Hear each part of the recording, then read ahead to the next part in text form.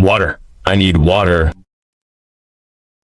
The words fell from Shane's cracked lips like a desperate whisper. The cowboy crawled another meter across the burning desert sand before collapsing completely. His hat rolled away, exposing his face to the merciless midday sun. A few meters away, his horse lay motionless, overcome by heat and thirst. 3 days.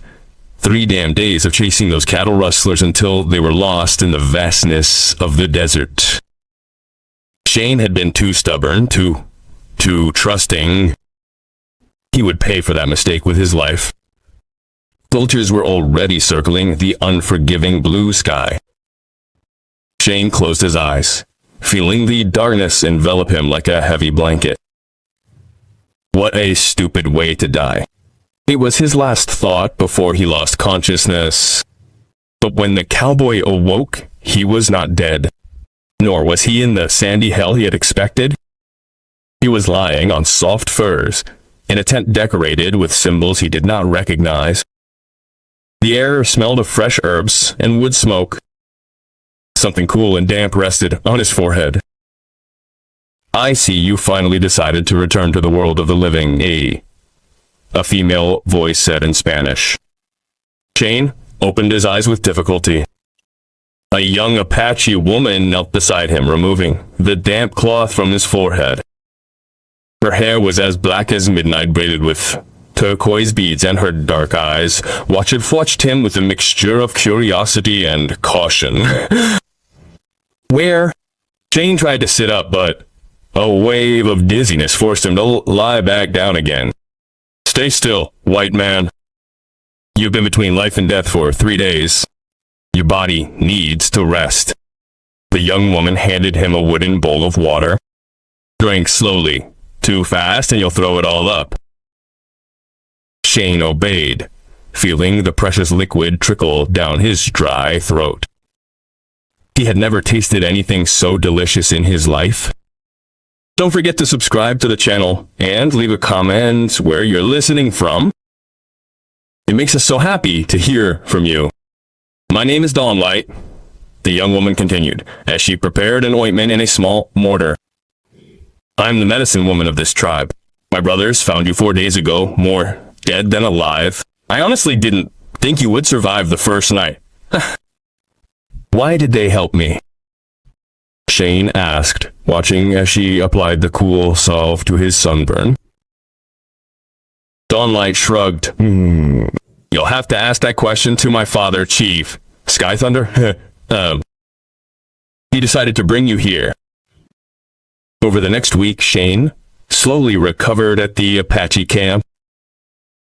The place was a valley hidden among red rock formations, protected from the desert wind by natural stone walls. A crystal-clear stream meandered between the tents, providing fresh water and life to the oasis.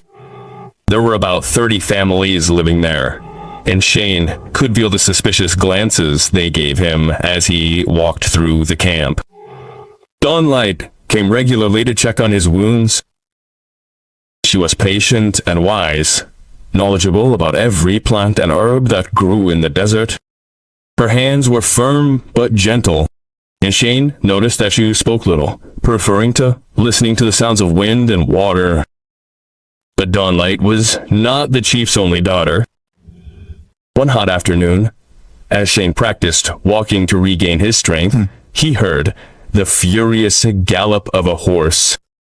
A young Apache girl appeared astride a magnificent pinto horse, moving as if she and the animal were one. She carried a bow on her back, and her black hair flew loose like a war flag. It reined in just in front of Shane, so close that he had to step back. The dust cloud enveloped him. So you're the cowboy the desert spat out, she said, with a mocking but not cruel smile. Her eyes shone with an intensity Shane had never seen before. My name is Swift Servant. My brothers say you rode a pathetic horse. When you recover, I'll show you how to really ride. Before Shane could respond, she had turned and galloped off into the hills, leaving only a trail of dust, and the echo of her defiant laughter. The third daughter met her that night at the communal dinner. The entire camp gathered around a large campfire to share food and stories.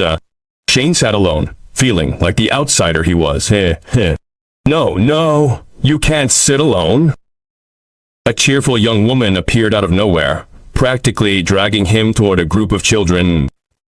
I am Sweet Rain, and these little warriors have many questions for you. Q.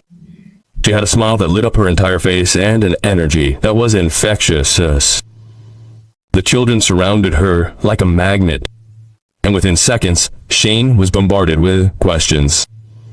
Have you fought bandits? How many horses do you have? Is it true that cowboys sleep under the stars? Shane found himself laughing, answering questions and telling tall tales that made the little ones scream with excitement. Sweet Rain laughed along with them, and Shane thought he had never met anyone with such inner light. But that night, as he rested in his borrowed tent, he heard voices outside. He crept to the entrance and recognized the deep voice of Chief Thunder of the Sky. The white man has recovered. He has seen our camp. He knows our location. He knows how many we are. What do you order, father? Asked a warrior. The chief was silent for a long moment. When he spoke, his voice was serious as death. Tomorrow I will speak with him.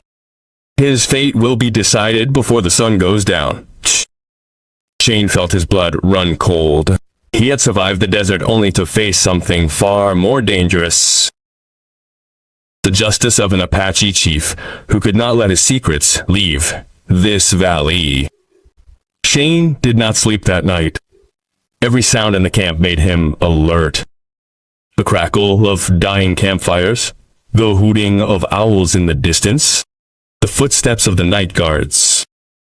He sat in his tent, watching the shadows dance across the leather walls, wondering if he would see another sunrise. When the first rays of sunlight broke through the tent entrance, Shane was already awake. He pulled on his worn shirt and dusty boots, preparing himself for whatever was to come. If he was going to die, he would do it standing up, like a man. He did not have long to wait. Two warriors appeared at the entrance to his tent as the sun was just beginning to warm the valley. They did not say a word, only waved their hands. He nodded for her to follow. Shane obeyed, walking among them as they passed through the camp. The families were already awake, preparing breakfast, tending to the horses. They all stopped to watch the white cowboy walk to his trial. They led him to the largest tent in the camp, decorated with war symbols and buffalo skins. In front of it, seated on a flat rock that served as a natural throne, was Chief Thunder of the Sky. The man was imposing, even as he sat. He was perhaps 60 years old, his face marked by battle scars and wrinkles of wisdom. His hair, gray as ash, fell to his shoulders and was adorned with eagle feathers. His eyes were black as coal and sharp as arrows. Behind him, standing, his 3 daughters. Dawnlight kept a calm but worried expression. Beholding Swift servant, she watched with folded arms and a curious eyebrow raised. Sweet Rain bit her lip, clearly anxious. Sit down, Shane, the chief said in perfect Spanish, pointing to a rock in front of him. Shane was surprised to hear his name. He sat down slowly, keeping his gaze fixed on the chief's eyes. You may wonder how I know your name. Sky Thunder continued. We searched your belongings. We also found your rifle, your bullets, and papers, indicating that you are a bounty hunter. He paused. Or you were. I was, Shane confirmed in a firm voice. I was chasing cattle rustlers, I got lost in the desert. The chief nodded slowly. My daughters saved your life. Dawnlight work day and night to keep you alive. Sweet rain brought you food and water, even a swift servant who trusts no white man. She helped carry your body here. Shane looked at the three sisters, feeling the weight of that debt. But now we have a problem, Shane, the chief said, rising from his seat. He was even taller than Shane had imagined. Have you seen our camp? Do you know our location? Do you know how many warriors we have? Where are our defenses? How do we get here? He walked in a circle around Shane. If we let you go, you could bring the army, the Indian hunters, anyone who wants to finish us off. Shane felt the tension in the air like a wire about to snap. I wouldn't do that, he said firmly. They saved my life. I'm not a traitor. Words are easy, cowboy, Sky Thunder replied, stopping in front of him. Trust must be earned, not asked. The chief was silent for a long, uncomfortable moment. Then he spoke in a voice that echoed through the camp. I am old, Shane. My bones are creaking with dry hands. My time as leader of this tribe is coming to an end. Shane didn't understand where this was leading. I have 3 daughters, 3 jewels, more valuable than all the gold in the world, but I have no sons.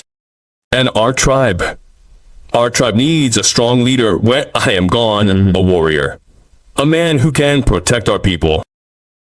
The chief leaned forward, his eyes boring into Shane's like spears. That's why, cowboy, I offer you 2 paths, 2 destinies. Shane felt his heart beating like a war drum. The first path, you choose one of my daughters as your wife. You become part of our tribe. You learn our customs, our language, our way of life. And when I die, you will help lead our people alongside your wife. You will be Apache. The silence was so thick that Shane could hear his own breathing. The second path. The chief paused dramatically. You die here, right now, quickly and painlessly, but you die. Shane felt the world stop. He looked at the chief, then at the 3 sisters. Morning light had tears in his eyes. Weazened swift servant clenched his fists. Sweet rain covered his mouth with his hands. Are you telling me that I must choose between having one of your daughters or dying? Shane asked incredulously. Exactly, the chief replied without emotion. There is no third path, cowboy. I can't let you go. You're too dangerous as an enemy, but you could be invaluable as family. Shane stood abruptly, feeling the fury and disbelief warring inside him. And what about them? He pointed at the sisters. Do they have no say in this? Are they horses to be traded? Swift servant stepped forward, fire in her eyes. I accepted this decision, cowboy, as did my sisters. We know the needs of our tribe. I have a question, Shane said, trying to keep his cool. How much time do I have to decide? Chief Sky Thunder smiled slightly. 3 days, Shane. 3 days to meet my daughters. 3 days to choose your destiny. He turned to enter his tent, then stopped. And if by the 3rd day you have not chosen, I will choose for you your death. Shane froze, watching the chief disappear into his tent. The warriors scattered. The 3 sisters stood there watching him. The cowboy who had survived the desert now faced the most impossible decision of his life. Shane walked like a sleepwalker back to his tent, his legs moving from sheer inertia as his mind spun in impossible circles. Marry or die. Choose a woman he barely knew, or face death. What kind of choice was that? He collapsed onto the furs that served as his bed and covered his face with his hands. The silence in the tent was stifling. For the first time in years, Shane felt like crying from sheer frustration. "It's not as bad as you think," a voice said from the doorway. Shane looked up abruptly. Luz del Alba stood there with a tray of food in her hands. She entered without waiting for an invitation and placed the tray beside him. "Beef jerky, corn tortillas, and steaming herbal tea." "I'm not hungry," Shane murmured. "You must eat anyway. Choice requires strength, and strength requires food." He sat down cross-legged, across from him. "I know this seems cruel to you, to your way of thinking." "It seems cruel." Shane let out a bitter laugh. "It's crazy. Your father is forcing me to choose a wife under threat of death." "My father is protecting his tribe," Dawnlight replied calmly. "And yes, he's also looking out for a future for his daughters." He picked up one of the tortillas and offered it to her. Do you know how many men in this camp are old enough for us?" "Three. 3 men, and 2 of them are our cousins. The blood is too close." Shane accepted the tortilla without saying anything. "Our tribe is small. We're surrounded by enemies, other tribes, soldiers, bounty hunters like you." Dawnlight looked him straight in the eye. "My father isn't punishing you, Shane. He's giving you a chance, a family, a home, a purpose." "And what about you guys?" Shane asked. "What's your opinion on being offered so?" Dawnlight smiled slightly. "We choose to, cowboy. During these 3 days you will watch us, but we will also watch you. If none of us accept you in the end, my father will let you go. He is hard, but he is not unfair." Shane processed this information slowly. "Would he let me go?" "If all 3 of us reject you, yes. You will be escorted away from here, blindfolded so that you will not remember the way." He rose to leave. "But if one of us accepts you and you reject her, then yes, you will die. For you would be rejecting not just one woman, but an entire tribe that offered you their trust." Dawnlight emerged from the tent, leaving Shane with more questions than answers. The first day began at dawn. Shane was awakened by the sound of galloping hooves near his tent. He went outside to find Swift Servant astride her pinto horse, with another horse saddled beside her. "Get up, cowboy. If you are going to be Apache, you need to learn to ride like an Apache." His smile was defiant. "Or perhaps I will discover that you are only good at falling off horses." Shane couldn't help but smile at the challenge. He mounted the horse she had brought him, a strong, nervous animal. "Follow me if you can," Swift Servant shouted, and took off into the hills. Shane followed her, and soon found himself riding faster than he had in years. Swift Servant led him along narrow paths between rocks, up steep slopes, leaping over streams. She was an extraordinary rider, moving with her horse as if they were one creature. They reached the top of a hill overlooking the entire valley. Swift Servant dismounted and sat on a rock, gesturing out at the view. "This is our home, Shane.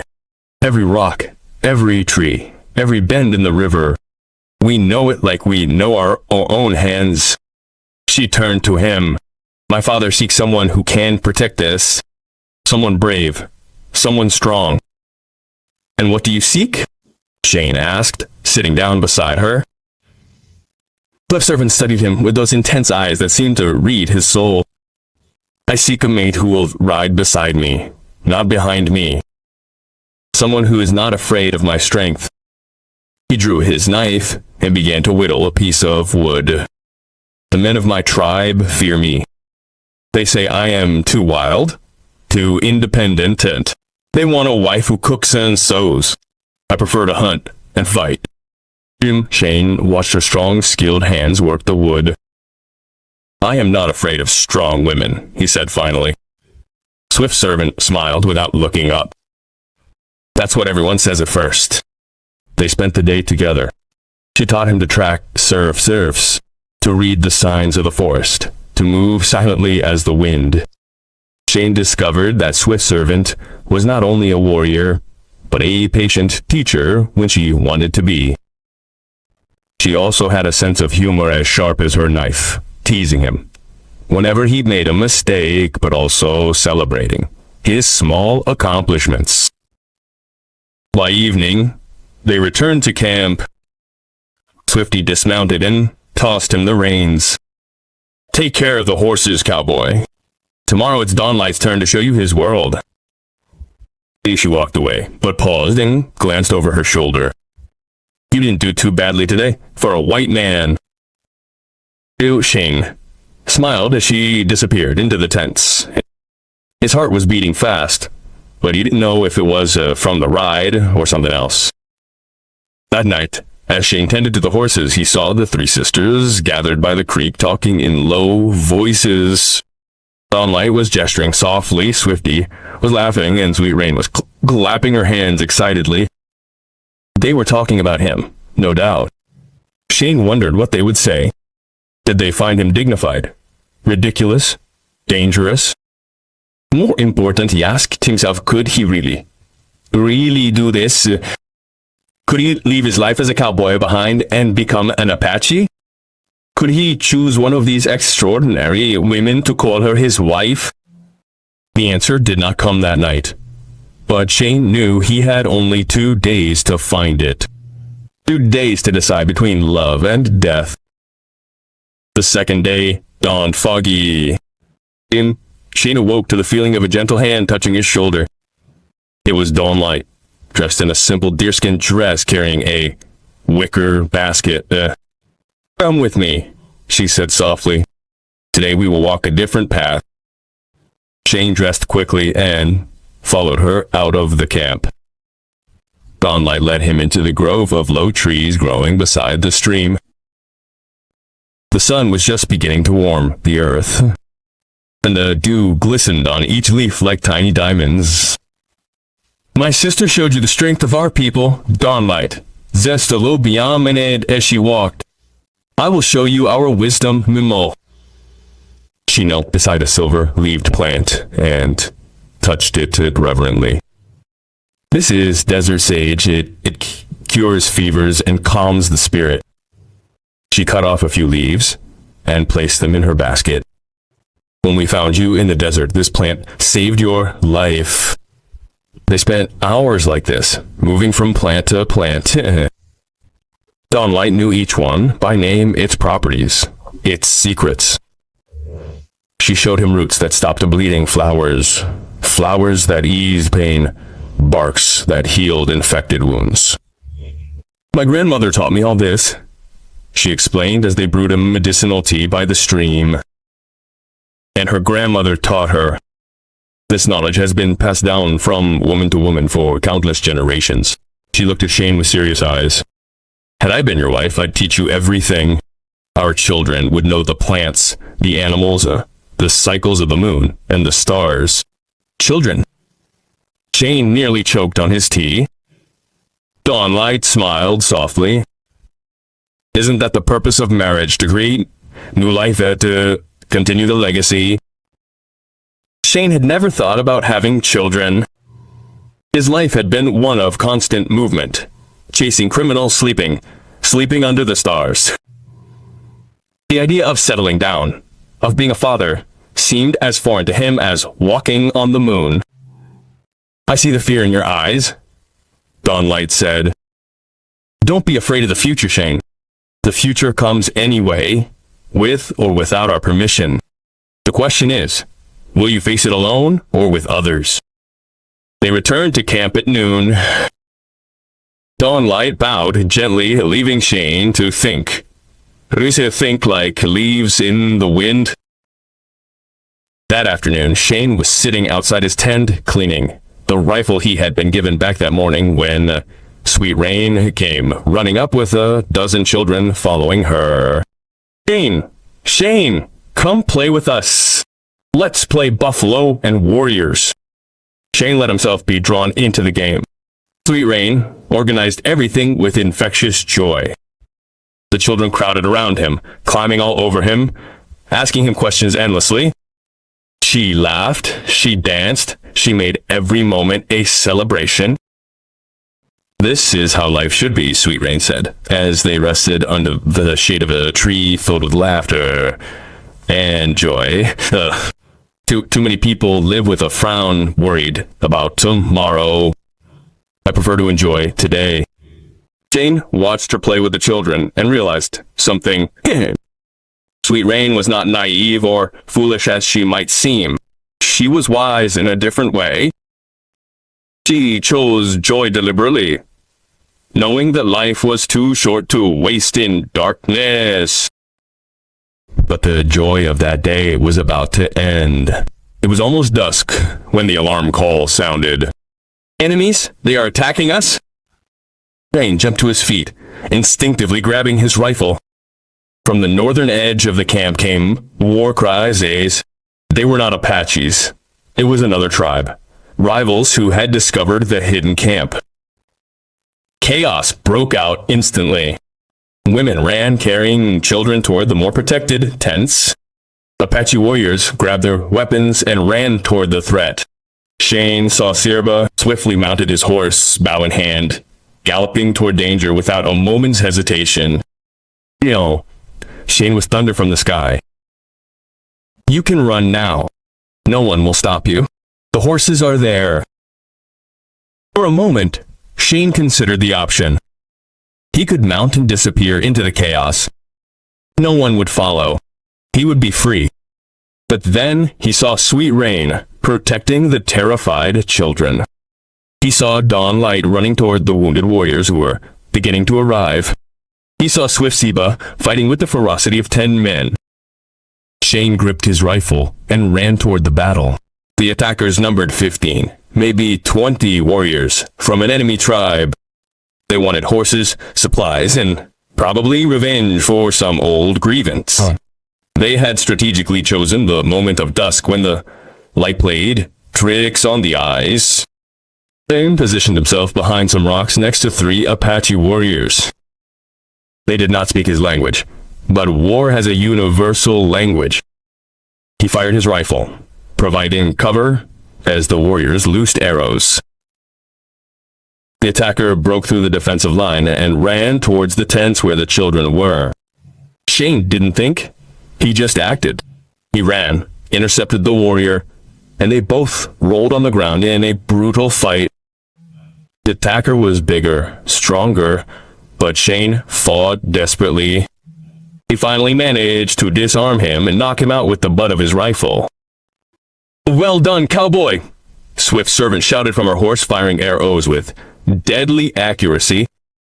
The battle lasted less than half an hour, but it felt like an eternity. The attackers finally retreated, taking their wounded with them. They had underestimated the camp's defense. When silence returned, Shane found himself standing in the middle of the camp, breathing heavily, his hands shaking with adrenaline. There was a cut on his arm that he hadn't even felt during the fight. Sunlight appeared immediately at his side. Let me see that. His expert hands cleaned and bandaged the wound with efficient movements. Sweet Rain ran to him and hugged him without warning. You saved the children. You saved them. Swift's servant dismounted and walked toward him slowly. She looked him up and down, and for the first time, Shane saw something different in her eyes. Respect. You could have run, she said simply.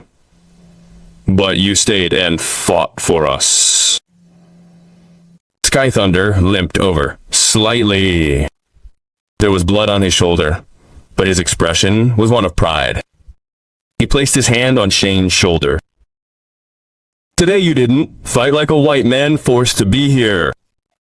You fought like one of us, like family. Shane looked around the camp. The wounded were being tended to. Children were slowly emerging from their hiding places. The three sisters were watching him. Something had changed inside him during that battle. Something fundamental. These were no longer strangers holding him captive. These were people he had protected. People he cared about. The third day would begin tomorrow, the day of his final decision. But in his heart, Shane already knew the answer. Shane didn't sleep that night. Not because of fear, but because his mind kept replaying the events of the day. The attack. The battle. The moment he had chosen to stay instead of flee. He had crossed an invisible line, and now everything was different. As the sun began to paint the sky orange and purple, Shane stepped out of his tent. The camp was already awakening. Women were lighting fires.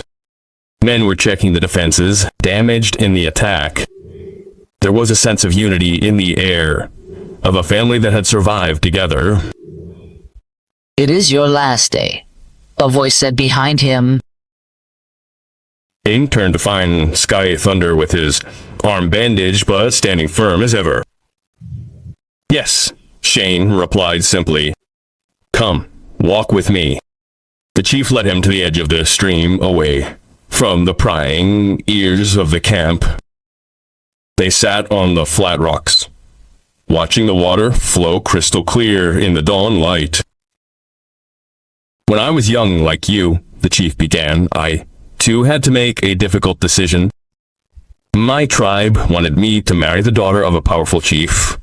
A strategic alliance, but I loved another woman, a simple medicine woman with no status, no wealth. Shane listened silently. I chose the medicine woman. My tribe was furious. We lost the alliance. We faced difficult years. Sky Thunder smiled wistfully. But I never regretted it. That woman gave me 3 extraordinary daughters. She gave me 50 years of happiness before the Great Spirit called her to his side. The chief looked Shane straight in the eyes. I don't ask you to choose with your head, Shane. I ask you to choose with your heart. Because a life without love is like a river without water. Only dry stones and dust. With that, the chief rose and returned to camp, leaving Shane to his thoughts. The day passed in a strange mix of normality and tension. Shane helped repair the damaged palisades. He worked alongside the warriors as if he were one of them, but he could feel the stares. The entire camp knew that today was the day of decision. At noon, Dawnlight came to him as he rested. She brought him fresh water and sat down beside him. Whatever your choice, Shane, I want you to know something. He spoke with his characteristic calm. Yesterday, you showed who you truly are. A man of honor. A man who protects the defenseless. He gently touched his hand. Any woman would be lucky to call you husband. She rose to leave, but Shane stopped her. Dawnlight, wait. I need to tell you something. She turned expectantly. You are wise, gentle. Every moment with you has taught me something new about patience and compassion. Shane chose his words carefully. You would be a wonderful wife. But I am not the one who makes your heart beat faster. She finished with a sad but understanding smile.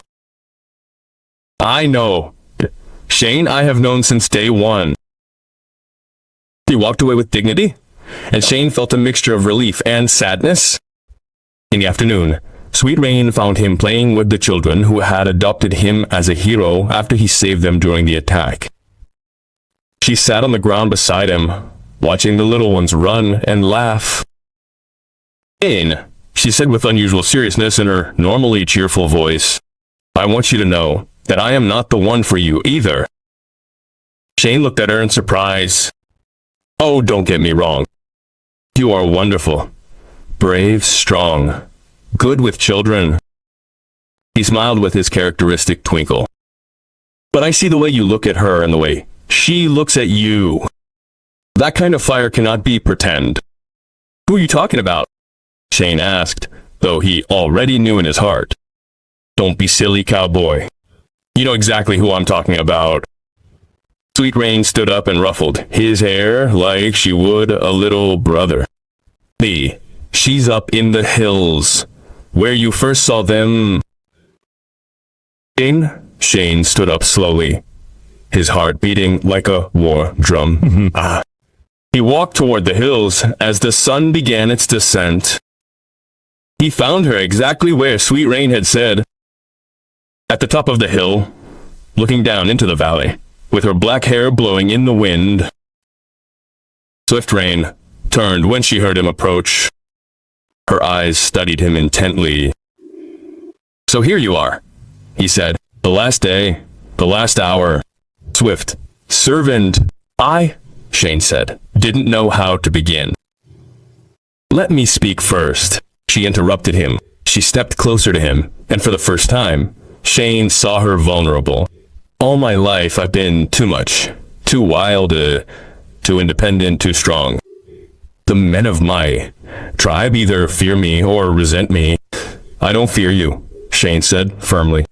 I know. That's why. She took a deep breath. That's why. When we rode together, I felt something I'd never felt before, like I'd finally found someone who could ride beside me and never fall behind. No, Eiffel. Shane took a step toward her. Swift servant, from the moment I saw you gallop on that horse with your hair flying in the wind and that defiant smile, something changed in me when we fought together yesterday. When I saw you protect your people with such a ferocity and bravery, so much ferocity and bravery. He paused, searching for the right words. I realized that I'd never met a woman like you before, and I probably never will again. That means for the first time, Swift servant sounded uncertain. It means I choose you if you will accept me. Swift servant's eyes shone with something that might have been tears, though she would never admit it. I choose you too, stubborn cowboy. They kissed as the sun set over Apache Valley, painting the sky red and gold. That night, the entire camp gathered for the ceremony. Sky Thunder, his voice loud and proud, declared before his people, Shein has chosen, and my daughter, Swift Servant, has accepted him. Let all be witnesses. This man is no longer a stranger. He is family. He is Apache. The celebration lasted all night. There was music, dancing, and abundant food. Moonlight blessed the union with sacred herbs. Blue Rain organized games that made everyone laugh. The warriors who had fought beside Shane embraced him as a brother. And Shane, the lone cowboy who had come to the brink of death in the desert, found something he never knew. He was looking for a home, a family, and a love as fierce as the desert wind. Swift Servant took his hand beneath the stars. Are you sure about this, Shane? Once you're Apache, there's no going back. Shane looked at her, saw the fire in her eyes that he loved so much, and smiled. He wouldn't want to be anywhere else.